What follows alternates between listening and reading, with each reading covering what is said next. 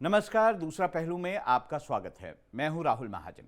दूसरा पहलू में आज बात करेंगे दो खबरों की। पहली खबर है देश में बढ़ते महिला अपराधों को लेकर। कोलकाता में लेडी डॉक्टर से दरिंदगी को लेकर संग्राम छिड़ा हुआ है। ममता सरकार सवालों के घेरे में है, लेकिन ये कोई पहला मामला नहीं है। हर दिन हर घंटे बेटियां ज्यादती का शिकार हो रही हैं। इस खबर का दूसरा पहलू ये है कि बढ़ते महिला अपराधों को लेकर क्या सिर्फ पुलिस जिम्मेदार है? पूरे समाज को क्या इसे लेकर आगे नहीं आना होगा? दूसरी खबर कर्नाटक के सीएम सिद्धारमैया के खिलाफ जमीन घोटाले की जांच के आदेश को लेकर है। राज्यपाल थावरचंद गहलोत ने सीएम के खिलाफ जांच को मंजूरी दी तो दी है, लेकिन इसको लेकर सियासत गर्म हो गई है।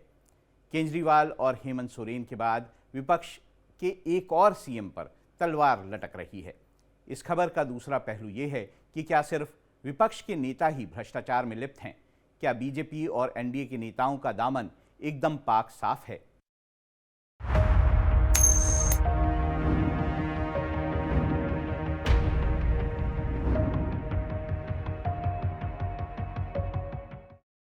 कोलकाता में डॉक्टर बेटी के साथ रेप और हत्या की वारदात के खिलाफ बवाल मचा है। शहर शहर लोग सड़कों पर हैं और दरिंदगी के खिलाफ कड़े एक्शन की मांग कर रहे हैं। लेकिन ये पहला मामला नहीं है जब एक बेटी के साथ ऐसी क्रूरता की गई है। हर दिन बेटियां दरिंदों की हवस का शिकार बन रही हैं। एनसीआरबी के आंकड़े डराने वाले हैं। रक्षाबंधन के दिन भी कई राज्यों से रेप, गैंगरेप के दिल दहलाने वाली वारदातें सामने आई हैं।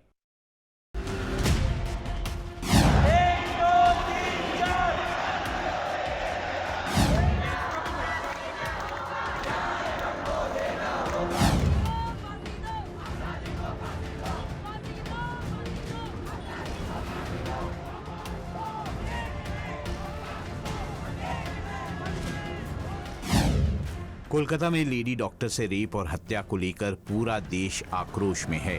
डॉक्टर बेटी को इंसाफ दिलाने के लिए लोग सड़कों पर हैं। आरजी कार मेडिकल कॉलेज गंभीर सवालों के घेरे में है। सीबीआई हर एंगल से जघन्य वारदात की जांच कर रही है।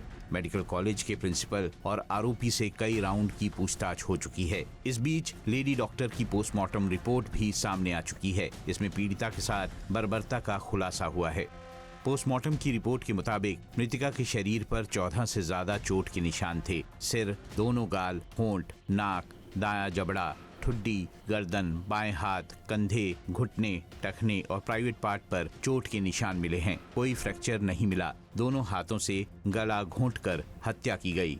शरीर के कई हिस्सों में खून के थक्के मिले हैं। साथ ही फेफड़ों में रक्त रिसाव देखा गया है। सुप्रीम कोर्ट ने भी जघन्य वारदात का संज्ञान लिया है। 20 अगस्त को chief justice of India DY Chandrachud, न्यायमूर्ति JB पारदीवाला और न्यायमूर्ति मनोज मिश्रा की पीठ इस मामले में सुनवाई करेगी।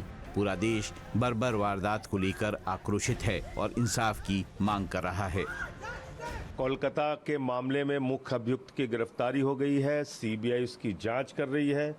घटना अत्यंत नृशंस हत्या और बलात्कार की है और मैं समझता हूं इसमें एक भी दोषी, अगर किसी का जरा सा भी दोष निकल के आता है, उसको बख्शा नहीं जाना चाहिए।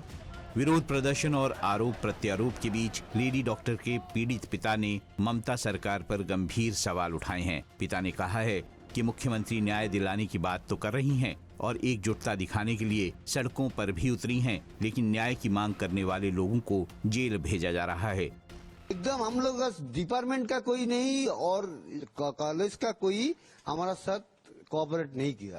पहले से तो हम ये बोल रहा है, यही तो दिक्कत है हम लोगों का। जो डिपार्टमेंट पूरा इसलिए इन्वॉल्व है इसमें। पर्सनली तो कोई डिपार्टमेंट पूरा कोई ना कोई है, डिपार्टमेंट का कोई ना कोई इसका साथ इन्वॉल्व है। हम तो क्या बोला, हम उसको जरूरत पड़ा, उन्होंने बोलता है उसको हम लोग हमारा ऑफिस में बुलाओ, हम नहीं जा सकते।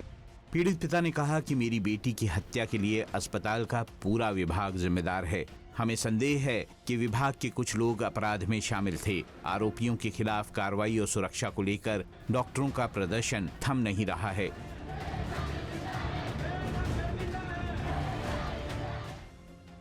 अगर सरकार हमारी डिमांड नहीं मानेगी तो हमें वो स्टेप भी लेना पड़ सकता है। और हमारी डिमांड्स बेसिकली सिर्फ इतनी है कि जो हीनियस क्राइम हुआ है इसके जो भी कल्प्रिट्स हैं वो जल्दी से जल्दी पकड़े जाने चाहिए। वहाँ पे जो भी सेमिनार हॉल था जहाँ पे ये हादसा हुआ था वो बहुत जल्दी डिस्ट्रॉय कर दिया गया। मतलब कहीं ना कहीं पॉलिटिकली कुछ ना कुछ है इसमें इन्वॉल्वमेंट जो छुपाया जा रहा है। दूसरा, जो लोग वहाँ पीसफुल प्रोटेस्ट कर रहे थे उन पे इतना बड़ा प्लान्ड मॉब अटैक हो गया। मतलब इससे पता चल रहा है कि देश का मतलब स्थिति कितनी ज़्यादा खराब है। डिमांड हमारी एक तो वही है कि जल्दी से न्याय मिले। इतने दिन होते जा रहे हैं तो ऑब्वियसली जितना डिले होता है तो वो नुकसान तो होता ही है। जितना भी डिले होता है तो एविडेंस भी गायब होता है। ना ही विक्टिम को अभी तक जस्टिस मिल पाया है, ना उनके पेरेंट्स को जस्टिस मिल पाया है। उनका जस्टिस क्या है कि जो अपराधी है उसको सज़ा मिले, वो पब्लिकली हैंग होना चाहिए।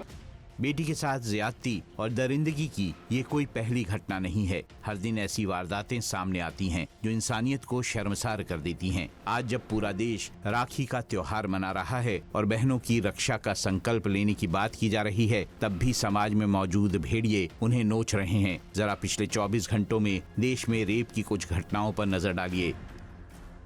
बेंगलुरु में पार्टी से लौट रही छात्रा को बाइक सवार ने लिफ्ट देकर रेप किया। देहरादून में पंजाब की लड़की के साथ रोडवेज की बस में गैंगरेप किया गया।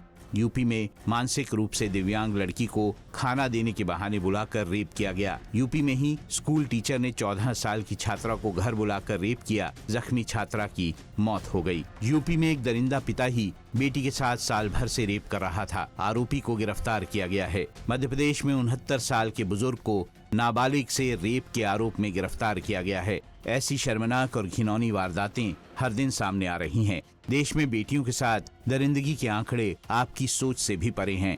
एनसीआरबी के आंकड़ों के मुताबिक देश में हर घंटे 3 महिलाओं से रेप होता है। देश में हर दिन 87 बेटियां दरिंदगी का शिकार बनती हैं। 2023 में पूरे देश में 31,516 रेप की वारदातें सामने आईं।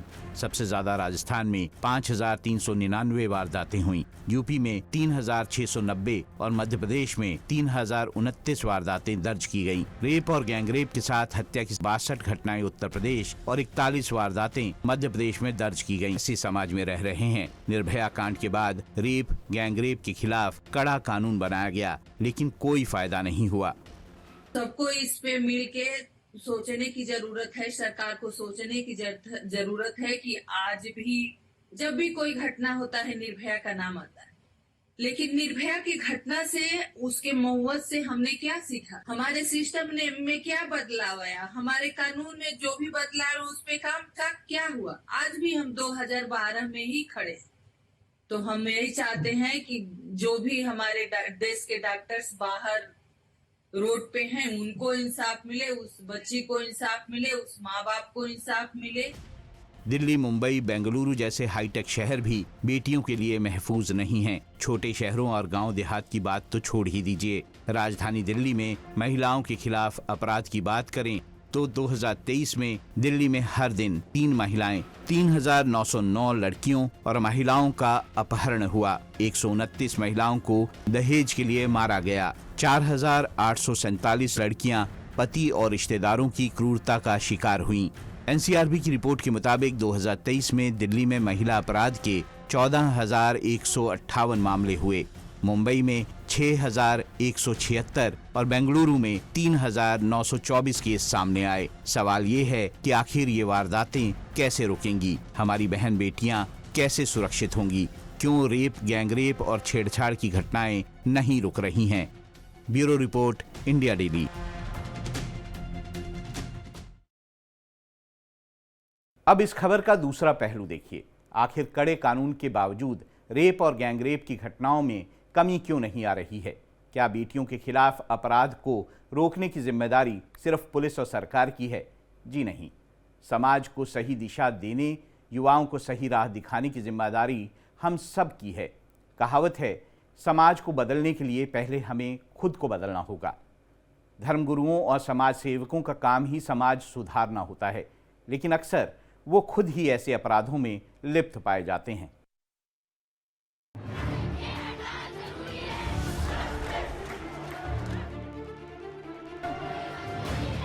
जबकि छोटे शहरों और ग्रामीण इलाकों में आए दिन ऐसी वारदात होती है और पता भी नहीं चलता।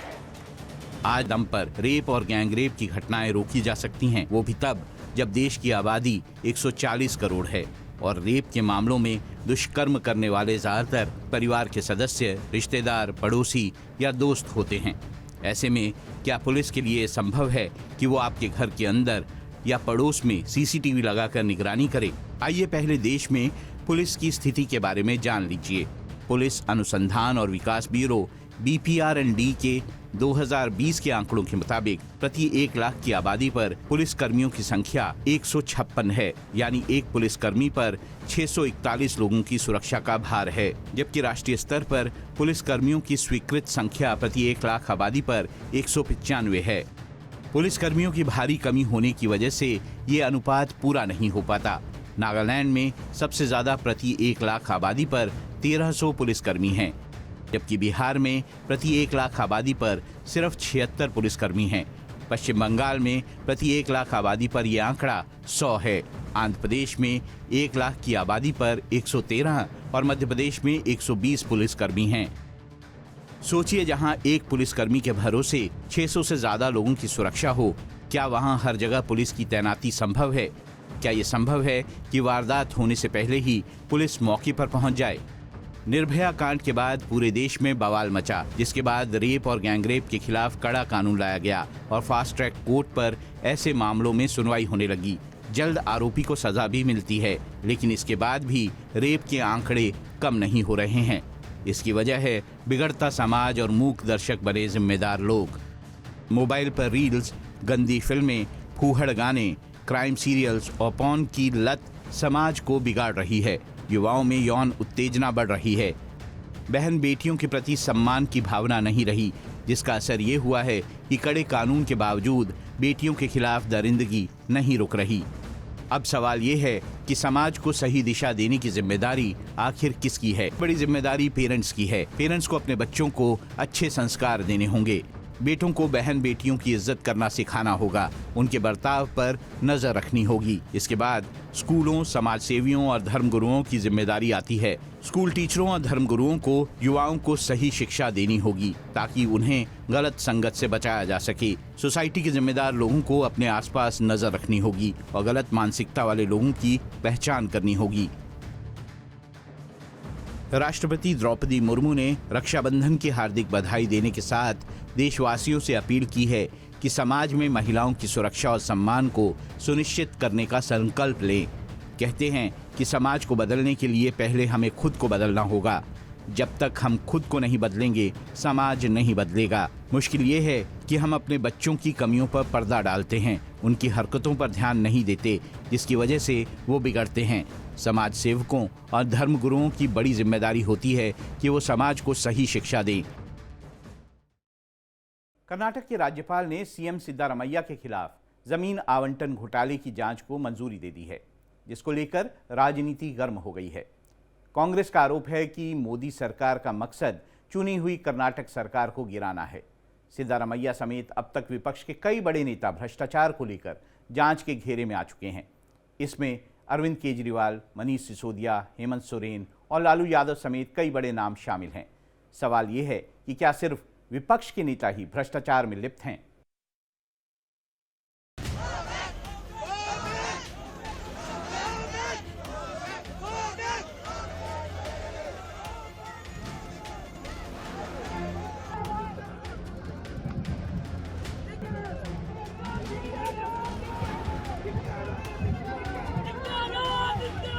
कर्नाटक के मुख्यमंत्री सिद्धारमैया के खिलाफ भ्रष्टाचार की जांच को लेकर देश की सियासत गर्म है। राज्यपाल थावरचंद गहलोत ने मैसूर शहरी विकास प्राधिकरण की जमीन आवंटन में गड़बड़ी को लेकर सीएम के खिलाफ जांच को मंजूरी दे दी है, लेकिन इस मुद्दे पर कांग्रेस और बीजेपी के बीच आरोप प्रत्यारोपों का दौर शुरू हो गया है। बीजेपी ने सिद्धारमैया के इस्तीफे की मांग शुरू कर दी है।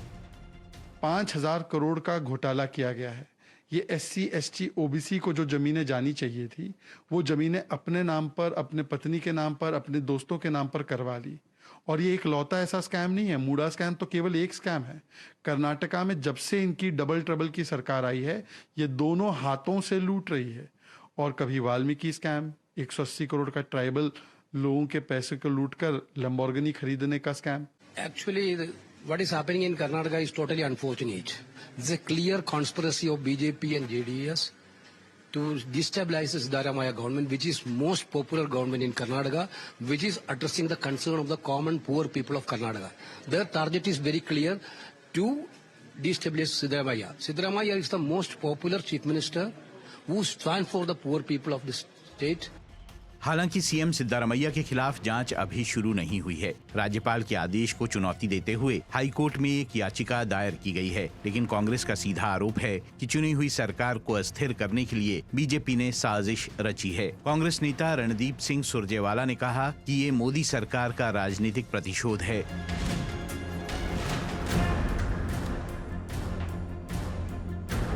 सिद्धारमैया ने भी साफ कर दिया है कि इस्तीफे का कोई सवाल ही नहीं उठता। कांग्रेस आलाकमान से लेकर पूरी कैबिनेट का समर्थन उन्हें मिला हुआ है। आइए पहले आपको दिखाते हैं कि जमीन आवंटन में गड़बड़ी का ये पूरा मामला क्या है। इस मामले में शिकायतकर्ता activist TJ Abraham, Sandeep SP और स्नेहमयी कृष्णा हैं, जिनके मुताबिक सीएम की पत्नी पार्वती को मैसूर के विजयनगर में 14 जमीनें दी गई थीं। ये जमीनें उन्हें केसारे गांव में 3.16 एकड़ जमीन के बदले में दी गईं, जिस पर MUDA ने अनधिकृत रूप से कब्जा किया हुआ था। आसान भाषा में कहें तो सीएम की पत्नी पार्वती के पास जो 3.16 एकड़ जमीन थी, उसे MUDA ने विकास के लिए ले लिया था और मुआवजे के तौर पर उन्हें मैसूर के महंगे इलाके में जमीनें दे दी थी। आरोप है कि सीएम की पत्नी को दी गई जमीन की कीमत उस जमीन से ज्यादा है जो MUDA ने उनसे ली थी। आरोप है कि सीएम ने धोखाधड़ी से महंगी जमीनें ले ली हैं, जबकि सिद्धारमैया का तर्क है कि इस मामले में कुछ गलत नहीं हुआ। 50:50 योजना के लाभार्थियों में कई अन्य लोग भी शामिल थे, जिनकी जमीन पर MUDA ने अनधिकृत रूप से कब्जा किया था। MUDA ने हाईकोर्ट के एक फैसले के बाद 50:50 योजना लागू की थी, जबकि शिकायतकर्ता का आरोप है कि ये 44.6 करोड़ रुपए का घोटाला है। ये पूरा मामला साल 2004-05 का है, जब कर्नाटक में कांग्रेस और JDS की गठबंधन सरकार थी और सिद्धारमैया उप मुख्यमंत्री थे। सवाल ये भी है कि कांग्रेस से पहले 10 साल कर्नाटक में बीजेपी की सरकार रही, तब इस मामले में केस दर्ज क्यों नहीं किया गया? क्या मामला राजनीतिक साजिश का है, जिसका आरोप कांग्रेस लगा रही है, या फिर जमीन घोटाले में दिल्ली के मुख्यमंत्री अरविंद केजरीवाल और झारखंड के मुख्यमंत्री हेमंत सोरेन की तरह सिद्धारमैया को भी जेल जाना पड़ सकता है? आइए आपको दिखाते हैं कि विपक्ष के कितने नेताओं पर भ्रष्टाचार के आरोप हैं और कौन कौन अब तक जेल जा चुका है। शराब नीति घोटाले में अब तक दिल्ली के मुख्यमंत्री अरविंद केजरीवाल, पूर्व उप मुख्यमंत्री मनीष सिसोदिया, सांसद संजय सिंह और BRS नेता के कविता जेल जा चुकी हैं। ईडी के निशाने पर इससे पहले सोनिया गांधी, राहुल गांधी, प्रियंका गांधी, मल्लिकार्जुन खड़गे, लालू प्रसाद यादव और NCP संस्थापक शरद पवार जैसे कई दिग्गज नेता रहे हैं। लालू के बेटे और पूर्व उप मुख्यमंत्री तेजस्वी यादव, पत्नी राबड़ी देवी के समेत परिवार के कई सदस्य लैंड फॉर जॉब घोटाले में फंसे हुए हैं। छत्तीसगढ़ के पूर्व मुख्यमंत्री भूपेश बघेल के खिलाफ भी ईडी की जांच चल रही है। इनमें कोयला ट्रांसपोर्टेशन एवं महादेव गेमिंग ऐप शामिल हैं। हरियाणा के पूर्व मुख्यमंत्री भूपेंद्र सिंह हुड्डा को मानेसर जमीन मामला और पंचकूला के AJL केस में ईडी जांच का सामना करना पड़ रहा है। फेहरिस्त बहुत लंबी है। पश्चिम बंगाल से उत्तर प्रदेश तक और झारखंड से कर्नाटक तक तमाम विपक्षी नेता भ्रष्टाचार के मामलों में जांच के घेरे में हैं। ऐसे में सवाल ये है कि क्या सिर्फ विपक्ष के नेता ही भ्रष्टाचार में लिप्त हैं? क्या बीजेपी और NDA की सहयोगी पार्टियों के किसी नेता और मंत्री पर कोई आरोप नहीं है?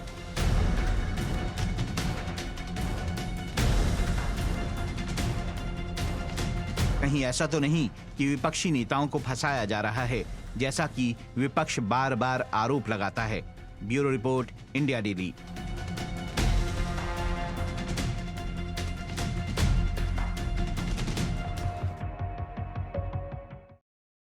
इस खबर का दूसरा पहलू यह है कि सिर्फ विपक्ष के नेताओं के खिलाफ ही एक्शन क्यों? क्या सिर्फ विपक्षी नेता ही भ्रष्टाचार में लिप्त हैं? दूसरी तरफ वही नेता जब बीजेपी में शामिल हो जाते हैं तो उनके खिलाफ मामले ढीले क्यों पड़ जाते हैं? विपक्ष आरोप लगाता है कि बीजेपी वॉशिंग मशीन बन गई है। क्या ये आरोप सही है? दूसरी तरफ सवाल ये है कि सत्ता में आते ही नेता और मंत्री अचानक अमीर कैसे हो जाते हैं। कौन कहता है भ्रष्टाचार करने की जरूरत होती है? भाइयों बहनों, मेरा मंत्र है, न खाता हूं न खाने दूंगा। राजनीति से भ्रष्टाचार का खात्मा जरूरी है, तभी देश का विकास होगा और सरकार की योजनाओं का लाभ जनता को मिलेगा।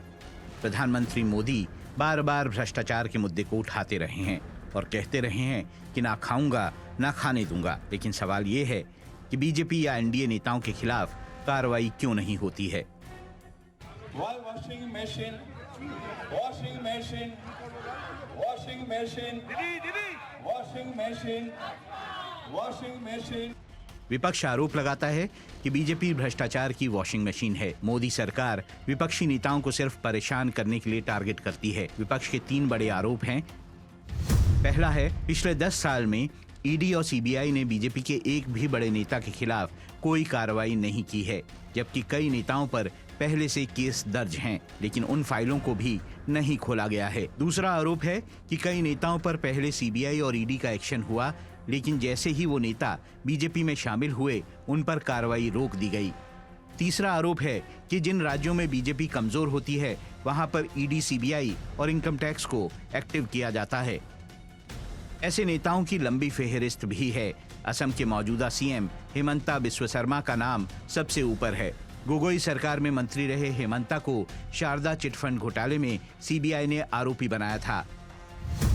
शर्मा पर आरोप था कि उन्होंने शारदा ग्रुप के डायरेक्टर सुदीप्त सेन से 20 लाख रुपए हर महीने लिए। शर्मा से सीबीआई ने 27 नवंबर 2014 को पूछताछ की थी, लेकिन हेमंता ने अगस्त 2015 में बीजेपी ज्वाइन कर ली। विपक्ष का आरोप है कि इसके बाद सीबीआई ने हेमंता की फाइल को ठंडे बस्ते में डाल दिया। शुभेंदु अधिकारी पश्चिम बंगाल में ममता सरकार के कद्दावर मंत्री रहे थे। शुभेंदु अधिकारी से भी सीबीआई ने शारदा घोटाले में पूछताछ शुरू की थी। उन पर आरोप था कि उन्होंने शारदा ग्रुप के डायरेक्टर सुदीप्त सेन से फेवर लिया। शुभेंदु पर बाद में नारदा स्टिंग ऑपरेशन में भी पैसा लेने का आरोप लगा, जिसकी जांच ईडी ने शुरू की। टीएमसी का आरोप है कि जैसे ही वो बीजेपी में शामिल हो गए, सारे मामलों में उन्हें क्लीन चिट मिलने लगा। शुभेंदु फिलहाल पश्चिम बंगाल में नेता प्रतिपक्ष हैं। ऐसे दर्जनों नाम हैं जिनको लेकर विपक्ष सवाल उठा रहा है। पश्चिम बंगाल के आसनसोल से कद्दावर नेता जितेंद्र तिवारी पर भ्रष्टाचार के आरोप थे, लेकिन बाद में उन्होंने बीजेपी ज्वाइन कर ली। महाराष्ट्र के कद्दावर नेता नारायण राणे हैं। उनके खिलाफ आदर्श सोसाइटी में हेरफेर का आरोप है। फिलहाल वो मोदी कैबिनेट में मंत्री हैं और आरोप है कि ईडी, सीबीआई ने जांच रोक दी है। कर्नाटक के पूर्व सीएम बीएस येदुरप्पा बीजेपी का चेहरा रहे हैं। उनके खिलाफ भी भ्रष्टाचार के गंभीर आरोप हैं। उन्हें सीएम की कुर्सी भी छोड़नी पड़ी थी। 2016 में सीबीआई की विशेष अदालत ने येदुरप्पा को क्लीन चिट दे दी थी। कांग्रेस का आरोप है कि एजेंसी ने ठीक से काम नहीं किया था। सवाल ये है कि अगर राजनीति को भ्रष्टाचार से मुक्त करना मकसद है तो सिर्फ विपक्षी नेताओं पर ही कार्रवाई क्यों?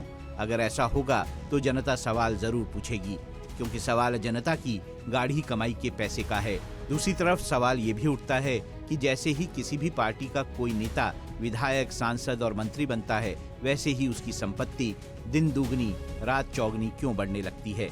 आखिर ये पैसा कहाँ से आता है? एक सशक्त लोकतंत्र के लिए ये सवाल पूछना जरूरी है। जब तक जनता सवाल नहीं पूछेगी, भ्रष्टाचार पर लगाम लगाना मुश्किल है। Bureau report, India daily. दूसरा पहलू में आज सिर्फ इतना ही। कल फिर मिलेंगे 7 बजे और कुछ और खबरों के बारे में बात करेंगे और बात करेंगे उनके दूसरे पहलुओं के बारे में।